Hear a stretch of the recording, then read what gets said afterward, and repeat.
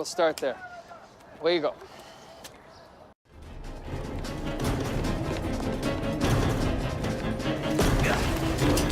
He's got me! Hang on!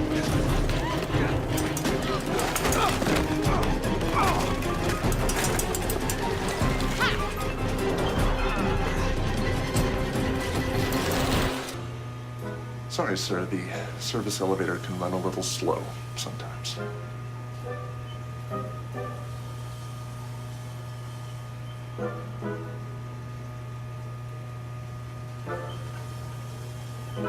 Should have taken the stairs. You're right. We just don't have that passion anymore. I suppose that happens in a marriage. There's nothing you can do about it.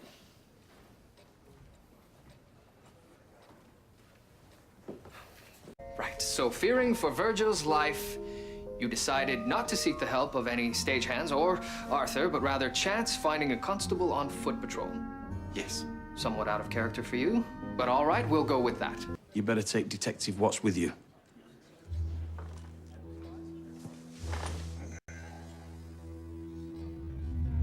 And allow me on occasion to observe your methodology. What say you?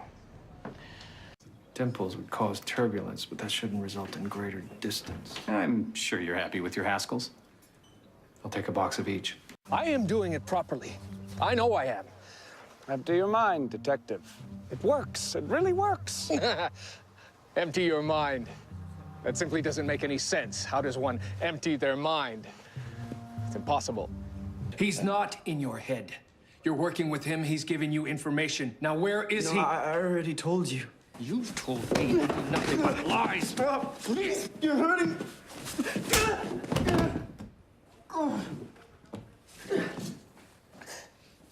What's the voice in your head saying now, Mr. Foley?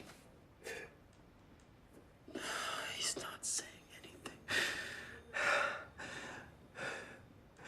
He's just laughing.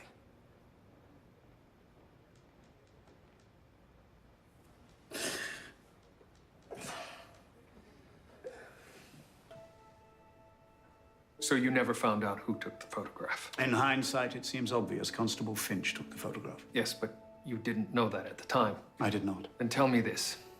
Why would you take that shard of the negative? If you knew nothing of its contents, how did you know to enter the bullpen and take the critical piece? I never said that I did. Is it then also your supposition that Finch killed Joe Carlton? Seems likely. Which would have given him reason to take the putative murder weapon and to doctor the evidence log. Adequate reason? Then tell me this, how did he do it after his death? Is this the totality of your evidence? So far. Then I suggest you lay your case before a judge and jury. All I would have to do is show them this photograph. That's possibly true, in which case, arrest me, try me, and hang me, but just bloody well get it over with. I repeat, if you knew nothing of the photograph's contents, how did you know to remove the critical piece? I've already given you an answer to that. You've given me nothing but prevarication. Oh, you haven't lied. You've just simply danced around the truth, confessing all when it serves you and shrinking into evasion when it doesn't. So it's the truth you want. Forgive me, I thought it was my conviction. We're neither of us stalwarts when it comes to the truth, are we, Detective? Detective Murdoch! Detective Murdoch! Sir, are you all right? What time is it? 7:20. The film. What film? The projector, get the film. Moving, Crabtree!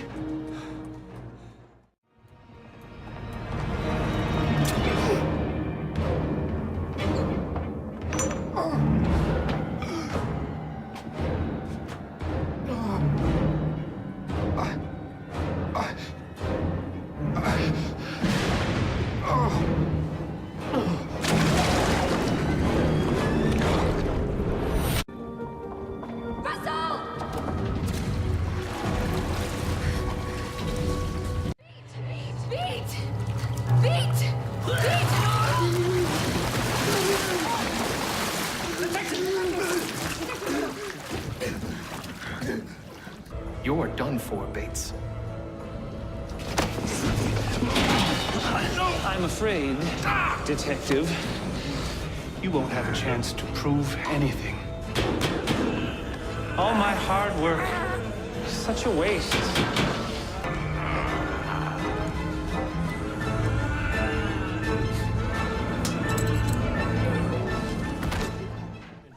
Sir, Murdoch, are you all right?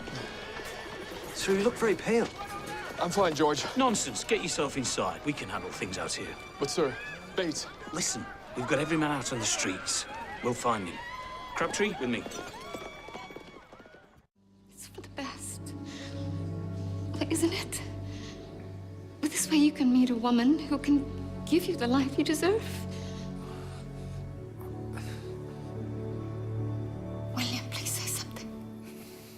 I don't know what to say. Yes.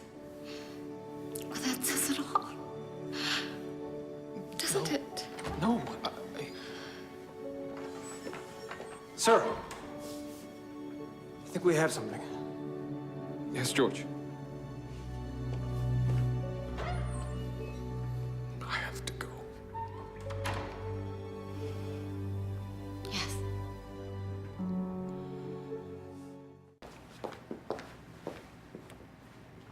I attended another seance last night, a private one. Twice now, the clairvoyant has claimed Liza was in the room. There were things, details, that no one could have possibly known but Liza or myself. There are ways to say things in an ambiguous way. Not these things. Perhaps your mind found ways to bend the details? Perhaps. I suppose you're right. Liza.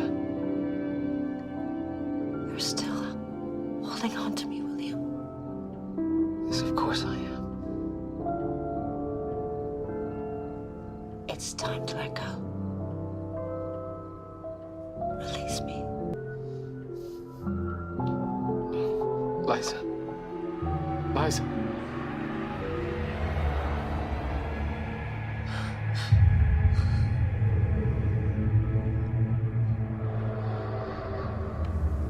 She's gone, Detective. She's gone.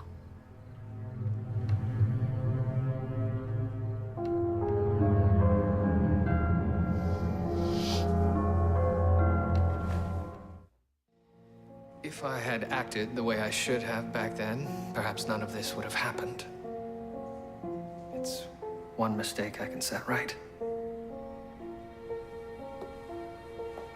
But this could cost you your career. You'll never know what it's cost me. How did it feel to know that the love of your life was slipping away? That her passions had been aroused by a complete stranger? Well, how would you feel? Angry? Confused? Wondering if only I had done or said something differently, perhaps I wouldn't be losing her now, but you took it one step further. I'm sure your machine can do many things, Murdoch.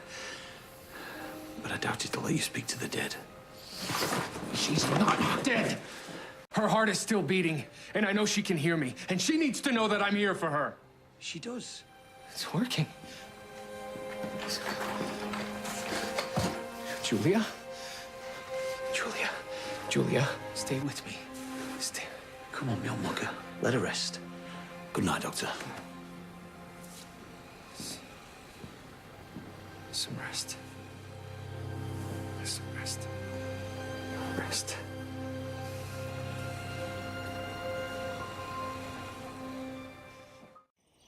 We'll never know what would have become of Eddie Green. He was robbed of that. I'm surprised he's not being buried with the paupers and with no family who paid for the headstone. William, did you pay for his burial? Life's but a walking shadow. A poor player that struts and frets his hour upon the stage and then is heard no more. It is a tale told by an idiot, full of sound and fury, signifying nothing. Macbeth.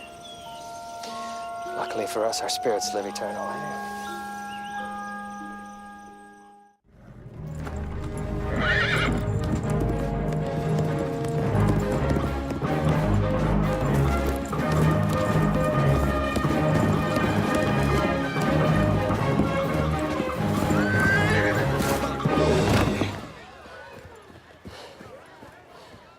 Murdoch, you're just one surprise after another, me old mucker.